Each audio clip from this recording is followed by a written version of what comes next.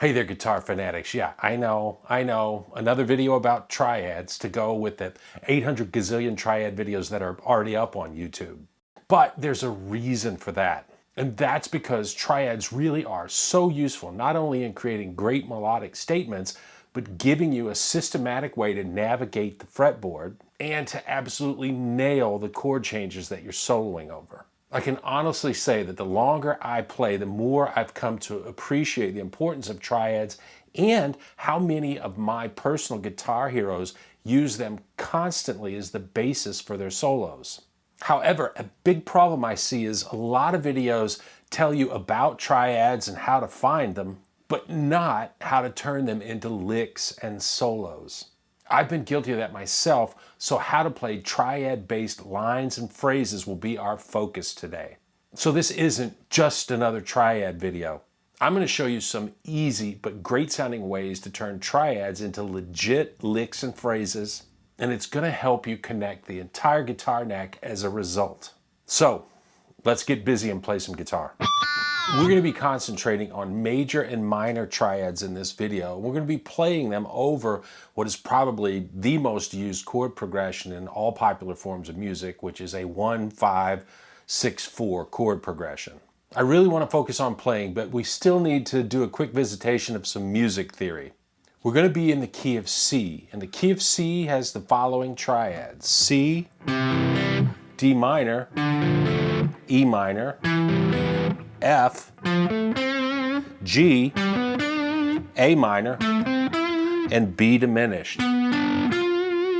So a 1-5-6-4 progression in the key of C would have the chords C, G, A minor, and F. And triads are called triads because they're made up of 3 notes, and those 3 notes are going to be a starting note, which is the root of the triad, and a note either a major or minor third above that root, and then a note, a 5th interval above the root. So the key of C has the following notes: C, D, E, F, G, A, and B. If we start on the C as a root, skip the D and go to the 3rd note, which is E, then skip the F and go to the 5th note, which is G, we have the notes of a C major triad: C, E, and G. Now if we start on the D as a root, skip the E and go to F, skip the G and go to A, we have the notes of a D minor triad: D, F, and A. It's minor because the F is 3 frets or a minor third above the D. C is a major triad because the E is 4 frets or a major third above the C. The 3rd interval defines a triad and other chords as major or minor. Now, I've done multiple other videos about how to build triads and 7th chords. Today, we're going to focus on playing, so let's get into some shapes on the fretboard and how to connect those shapes and turn them into cool licks and lines. Here's a quick word about triad shapes. I know there's so much to learn, and I've been there myself, so I sympathize with you. But people actually write to me and say, you know, I want to learn triads, but there's so many to learn. Do I have to learn them all? All I can tell you is it depends on how good you want to be. That question kind of reminds me of a person that says they want to learn to play tennis, for instance, but they don't want to learn how to serve or hit a backhand. And if you want to be a player, you've got to develop a complete game. Oh, and one other theory aspect. We said triads are made up of a root, a 3rd, and a 5th. But we don't have to play the notes in that order. If we do play them in that order, we call that the root form. We could also start on the 3rd and play 3rd, 5th, and root. And we're going to call that the 1st inversion. We could also play the 5th, the root, and the 3rd. And we call that 2nd inversion. Now these inversions are important because they not only sound different and you're going to want to mix them up as you play, but inversions are the real key to connecting these shapes all over the fretboard. Okay. Let's play some shapes. Let's start with C major, and what we're going to do in this video is play shapes that cover 3 strings. Now the C major triad has the notes C, E, and G. And on the bottom 3 strings, we've got C, E, and G at frets 8, 7, and 5. On the A, D, and G strings, we've got C, E, and G at frets 15, 14, and 12, or down in the open position at frets 3, 2, and in the open G string. On strings D, G, and B, we've got our C, E, and G notes at frets 10, 9, and 8. And lastly, on the G, B, and E strings, we've got C, E, and G at frets 5, 5, and 3. That's our root form. Let's do first inversion, which has the notes E, G, and C. And whether you know it or not, you've definitely heard first inversion major triads if you've listened to Jimi Hendrix, Stevie Ray Vaughan, John Mayer, or John Frusciante, and you hear something like this. On the low 3 strings, we have E, G, and C at frets 12, 10, and 10. On the A, D, and G string, we're at frets 7, 5, 5.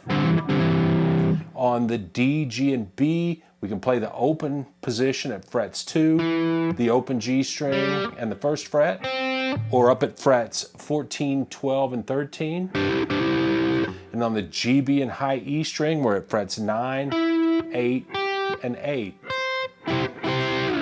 Okay, we're at the second inversion now, and we've got the notes G, C, and E. On the low 3 strings, we can play frets 3, 3, 2, or 15, 15, 14. On the A, D, and G strings, we'd be at frets 10, 10, and 9.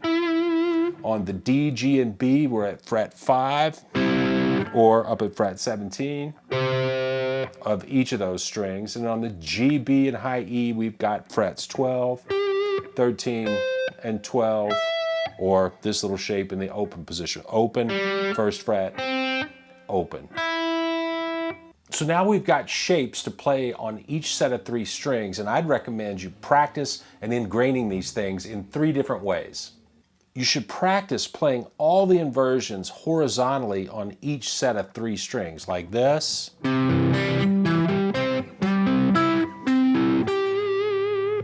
We can practice identifying the inversions one at a time across all the string sets.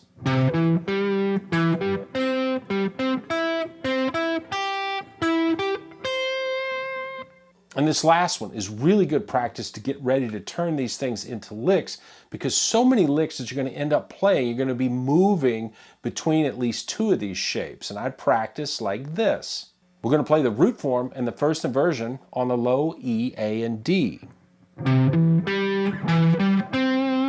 Now we're going to play the first inversions on the A, D, and G strings. Now play the second inversion and root form on the D, G, and B.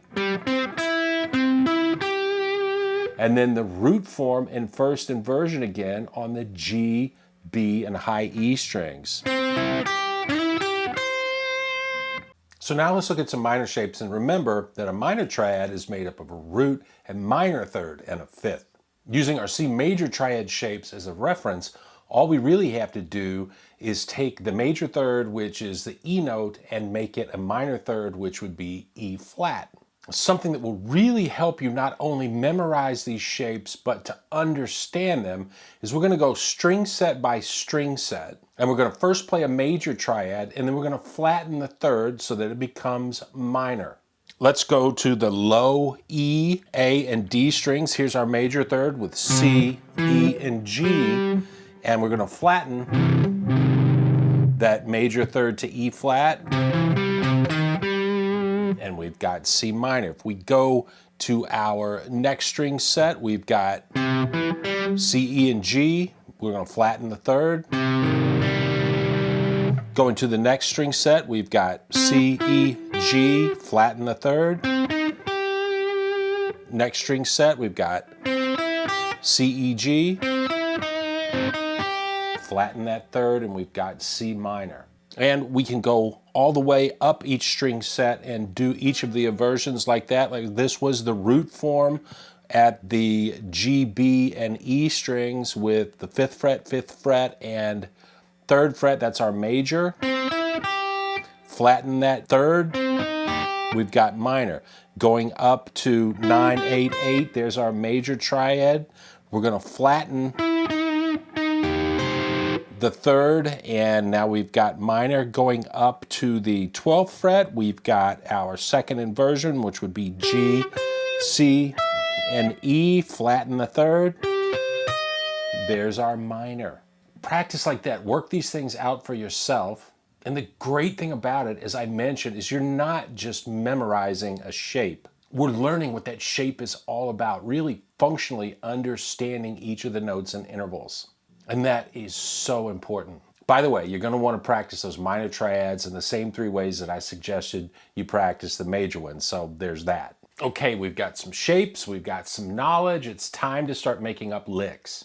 I'm going to refer to these licks and the solos that we can build with them as triad based, because we're going to be using our triads as a template and we're going to be adding other notes to them for some color. But we're always going to have that triad to come back to know that we're nailing the notes that define the chords.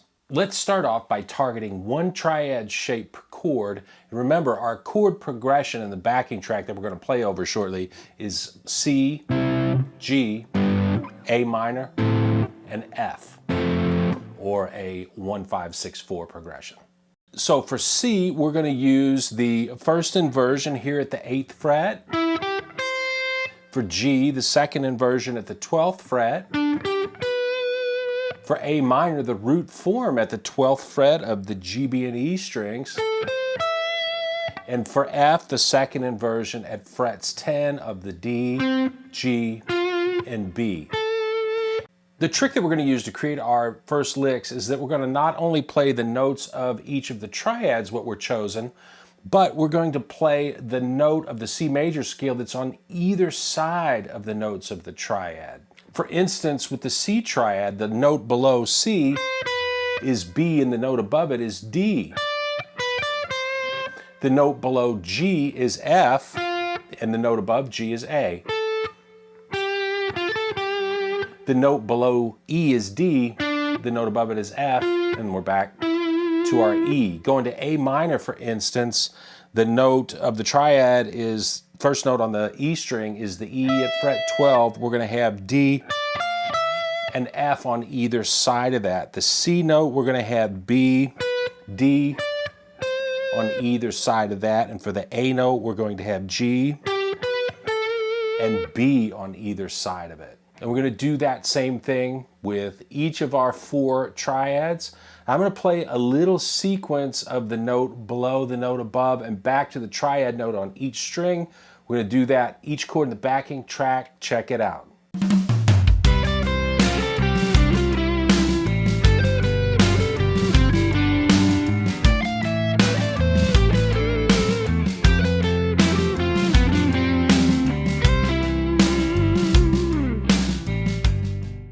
So now that we got an idea of the possibilities, let's make things a little more musical by adding some phrasing like bends and slides, and we might get something like this.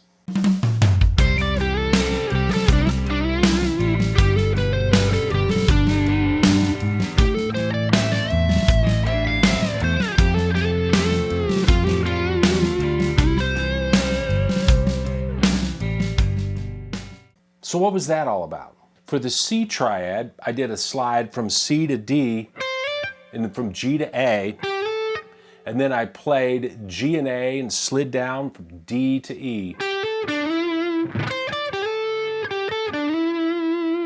Over the G triad, I played G, A, B, C, B, A, G, A, D.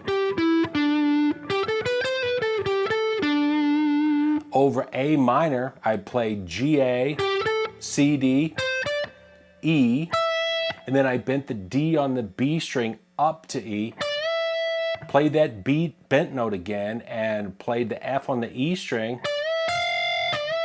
played that bent note one more time, released it down to C, and then over F, I played G on the B string, hammered onto A, and then we slide into that A, bend the G at fret 12 of the B string up to A, release that bend back to G, and played F and G, and finished on the F at fret 10 of the G string.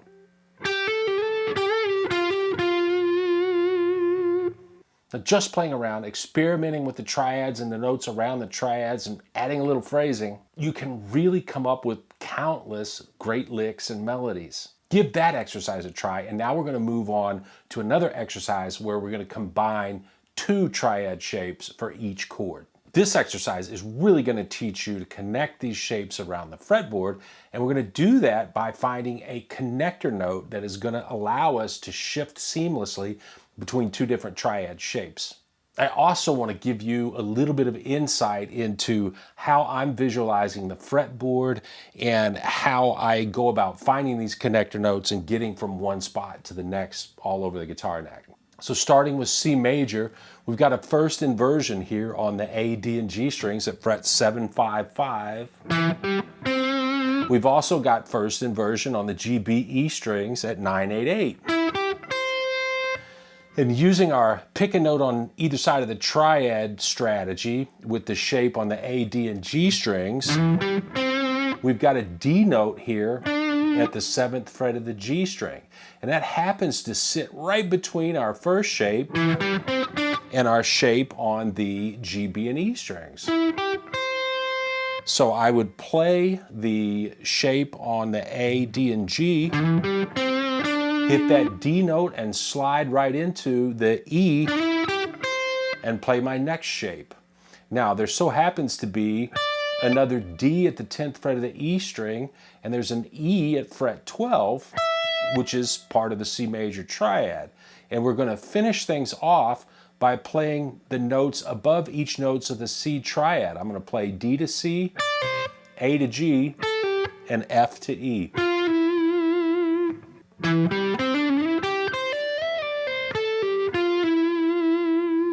And there's my phrase. Next is G major. Let's start at the second version at the 12th fret of the D, G, and B strings. And I want to get from there to the first inversion at fret 16, 15, 15 of the G, B, and high E.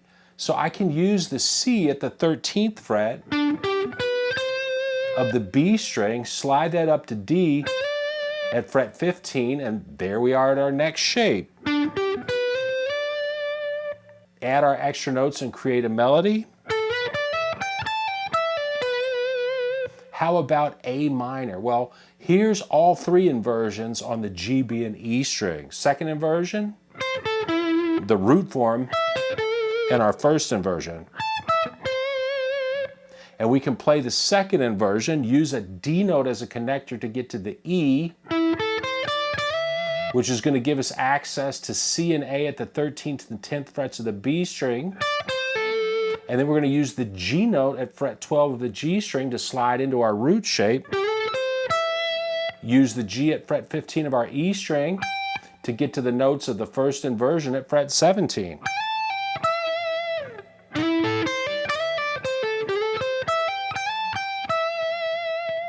For F major, there's a second inversion at frets 17, 18, and 17 of the G, B, and E. And there's a first inversion at frets 14, 12, and 12. We can create a little melody with that first shape, and then I'm going to target the G note at fret 12 of the G string to get me into the shape at frets 14, 13, 13. So we slide down, and there's my next shape. Play a little melody. And I've got the C root form right here at the 15th fret, 14th fret, and 12th fret of the A, D, and G strings. Now I can play just the triads that we talked about, and it sounds like this. You're going to hear the chords as plain as the nose on your face.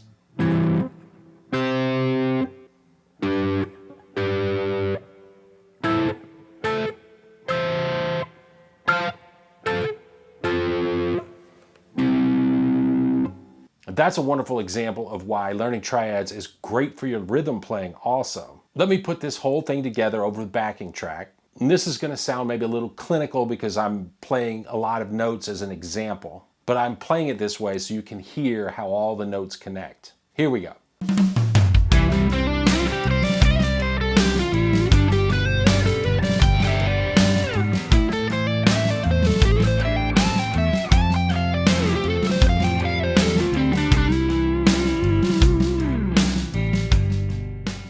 Triads are tiny little 3-note shapes, but they're a huge subject that is so important not only for navigating the fretboard, but for understanding music. We just scratched the surface today, but I hope you can see the value and usefulness in learning your triads all over the neck, and how if you use them as the basis for your licks and solos, you can create great melodies and absolutely nail the changes of the chords that you're playing over. Here's another video on triad-based ideas that you're going to enjoy, and it's going to help you grow as a lead guitar player. See you soon.